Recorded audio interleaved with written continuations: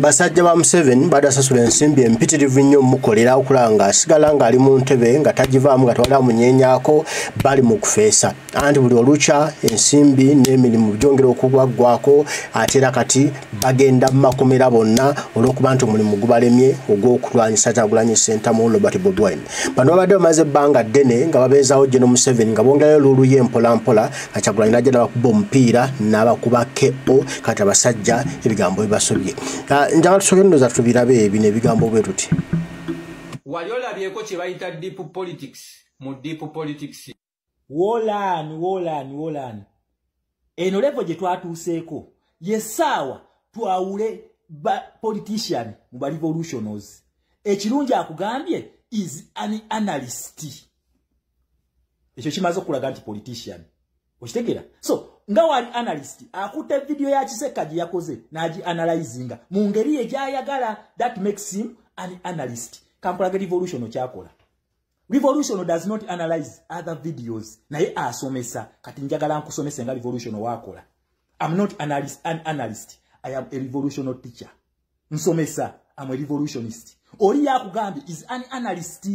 Revolution tebagikola ka analysis bagisomesa busomesa.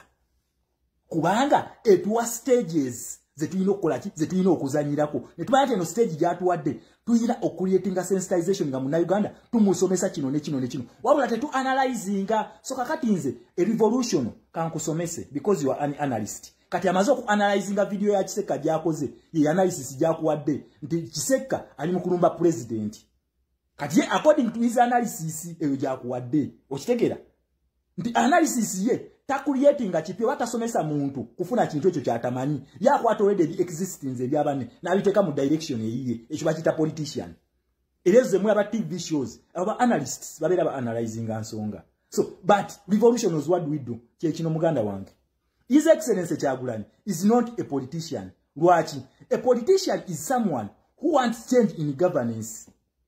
Oshitegera ye politician yabeera ayagala bwagazi change mu governance ebeera eriwo ti mu bukulembeze obwo obuliwo politician bw'aba ayagala bukole kibuveewo yaddewo what the system ebeera faded does not change the system yayagala kukoleramu eyo ki system yennyini ba MPP bamwe be bali mu kukola that makes them politicians greedy ones. Oshitegera yabeera agenda kukolera mu system oba yigiriza abantu oba kiyetafaayo kubanga ye abeera na personal greed ye yafune mu system eyo. And politics has a stipulated time. Ntika kati every after 5 years. Kati ya Uganda gama every after 5 years. Tujagendanga mukalulu. Echo baita politics. Oshitegede muganda wangi. Echo baita chi? Politics. Nti twagala kujja obukulembeze. Tuteke obukulembeze obupya mu system eyo. Oshitegera. Na ye. Nga balina time gye bawadde yewesije yali atuzanya nti every after 5 years ajana atusibaza nti bamubbi akalu n'alinda emyaka 5 n'akoma mu system yemu. Whereas a revolution is someone who causes a gradual, rapid or abrupt change in the status quo. Status quo mbantegeza kangonze mu luzungu.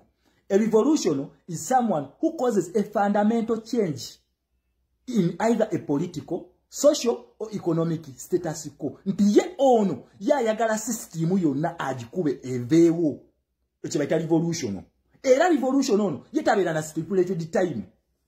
Watabeera na period. We can go up to 30 years. Nga tulwanyisa Museveni ono. Ne tugamba tujja kuyiriba n'abaana n'abazzukulu kuyiribe paka nga tukusudde. Ya South Africa agenda emyaka 3.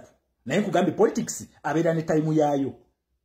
Lwaki ono yino yaki nti yo revolution yevuga revolution yemuvuga His Excellency Kyagulanyi revolution yeri mu kumuvuga so si yagivuga ne politics muntu yamuvuga nti kati lero kangende nkole statement bweti nsiriwaza abantu lero kangende mu parliament nwane nsiriwaza abantu osegera bansere ko mbala bwe bakola lero kakati tufuse ba NRM lebo osegera that is a politician whereas a revolution yemuvuga era tebera na time eri awo nti ina kugwa mbanga bweliti ekyo bayita revolution. Oshikira. Okuba olweso kati njagala nkulaga bifudde His Excellency Kyagulanyi revolution than Besigye then gongament kino Besigye yakikola. Kubanga otugambye Kiseka wa government no temwesiga ba politician nange kyengamba. Temwesiga ba politician nti twocha His Excellency nti Kiseka yocha His Excellency Kyagulanyi. Kitegeeza nti fena bagamba temwesiga ba politician twochani His Excellency Kyagulanyi. Katugende mpola. Olwokwagala okukyusa system His Excellency Kyagulanyi kuba yakitegera nti system Museveni gyatufugiramu ya democracy is faked, eri fake. It is a fake democracy. Kati ye yagende wali democracy entufu Museveni ono gyasayininga endagaano zino. N'akwata obujulizi ng'akozesa eyo system ye nnyini gy'abalimba. N'agenda n'abagamba nti ekintu kye mufandinga si kyekyo. Olw'ensonga ono omuntu kye yakola kiri fake. Ne tukwata bye yakola mu kalulu byonna ne tubitwala system gye yava. Okitegera Museveni gyatufugiramu. Fena tukimanyi yo system si ya Museveni yagicreating eyina gye yava. Era eyina ne bafandazi baayo. N'abagamba what are you funding? Besigye yakikolako. That makes Besigye a politician. Nti yali asiriwaza abantu. Ono tasiriwaza ali mu byaddala system eveewo. Tugenze mu agreements ezakolebwa ku lweyo system eri mu Uganda Museveni gyatusoto kubanga ono ayagala system egwe.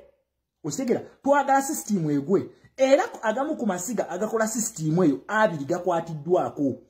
Owinyi Dolo ali ku sanctions bamwokya. Takyagenda na kutula mu jealousy, takyatula mu ekyo ekitongole ekitwala abalamuzi bonna. Yakulira judiciary. Anita Amongo sanctions zamulya dda. Yakulira legislature. Tubuzayo wa executive. Kitegeeza system bbiri zikwatiddwako kuba twagala zigwe. Okitegera ekintu ekyo? That makes him a revolution. Nti ono agenda kujasula system yonna azimbe empya. Okategedde akantu ako kansubire nti oyiga. Are you copying notes? Next time, never call yourself an analyst because it is going to make you a politician. In a revolution, we don't analyze issues. We teach the revolution. We preach the revolution. Make yourself a revolutionary preacher, not an analyst. We don't analyze issues. That is why I always tell you in your lives, Nembagamba, we should not debate the revolution, but we should teach the revolution. Identify your role, play it, or betray it. Kiseko oyo kati kambabuli ekintu kimu kye mutamanyi kiseka n'ekibinja ki. Mubayita bakubi ba torch. Si kye mubayita. Revolution eno ebe n'akuwa lolo. Ejikwambaza gwe kenyini n'obeereyo lolo. Gwe kenyini n'ofuka lolo. Kati mugamba ono n'akabinja ke bakuba torch. Kati olwede bakubi ba torch. Mwe mukibateekako nti bakubi ba torch. Nekoza kyava ko oloza bali bamuyita mukubi wa torch n'akabinja ke. Kati revolution yamulondereyo lolo akube torch. Mukitegera akube torch kuba eyo lolo gye bamuleta yakimwambaza dda. Ono His Excellency Kyagulanyi yafuka president even before. Kweshi revolution kyali yamwagaliza nti abere president. Kakati nono mukubi wa torch. Olwede revolution yamwambaza ekyo kintu kyakuba torch. Boza lwaki bagamba nti batoko okuba torch. Lwaki tebakigamba gwe? Kuba abantu bangi nnyo betulaba wano ku TikTok. Lwaki tebagamba nti group yoyo bakubi ba torch. Niyo olwede eri gundi olwede title mugimuwadde. Kuba si linnya lye. Ate si linnya lya group ye. Niyo kubanga revolution ekiyagala abeere yakimwambaza. Bannange stop analyzing the revolution. Just identify your mission. If you are an analyst then back off. Bera mu politics wo. Tujja kulwana kuba gwabeera ujja mu kkubo lyaffe. Ubanga ogwoyo ku analyzinga videos bantu ze bakoze.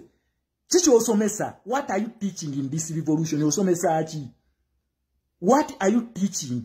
Choina okutugamba nti nze batoke nsomesa kino. Totugamba mu analyzing this. We don't have analysts. Analysts are always politicians and they are liars. Kubanga ya akwata ekintu n'akiteeka mu direction gy'ayagala. Kansubira otegedde. Respect. Byebyo byebiri mu nsonga ya struggle okujjako General Yoweri Kaguta Museveni era nga abubinja bungi abantu bangi bajja kuvaayo adwa kulya General Museveni naye nga ensi tebategeera ensi tebalaba wabula Kyagulanyi Center mu Robert Bova Nyogugwe gwakubabikula n'abakumulisa ne bejjayo bokka ekiziiro kibakwatayo bokka mu branch ne badduka emisinde nfa nze mbadde nkola bwenti nze mbadde mezo General Museveni ne beeyogera bokka buli omu n'avaayo ng'ebigambo abyogera nga bw'asobodde byogera nga teyeekubye namu nga wabula ekintu kimusindika kimupika kimugamba byogere weeyogere byogere weeyogere byeyogere weeyogere buli omu ne yeeyogera nga bw'alina okweyogera awo no kasita revolution etuukaawo omanya tuli mu kkubo golokofu wetukutte weewo wetulina okukwata era tulina okunywezaawo nga tunywerezaawo nnyo nnyini ddala okulaba batereeza eggwanga laffe okulaba nga tujja Uganda mu ntabwe gy'erimu abasajja gye badde bagiteeka so okuteeka ensi yaffe weegwanidde okubeera tugyeyagaliremu tugyeyagaze era tusobole okulaba nga tutambula tugenda mu maaso nga ffe bannayuganda ensi yaffe ekulaakulana ate nga buli omu ajeesiimisa nga tebakyattibwa tebakyabbibwa byabwe tebakyatulugunyizibwa tebakyasibwa watali musango tebakyabuzibwawo wabula nga buli omu ayogera ekimuli ku mutima nikiwulirizibwa wabula nga tattiddwa tatulugunyiziddwa nga bibiri olunaku olwayo nti bweyogera ku General Museveni bweyogera ku mutabani we bweyogera ku mukyala we bweyogera ku sipiika lutalo oba ogenda kukifiiringa wabula twongere kulwana paka ensi yaffe engetedde etukira tugyetaaga ffenna era tugyenyumirizemu n'abaana n'abazzukulu nabo basobola okugyeyagaliza.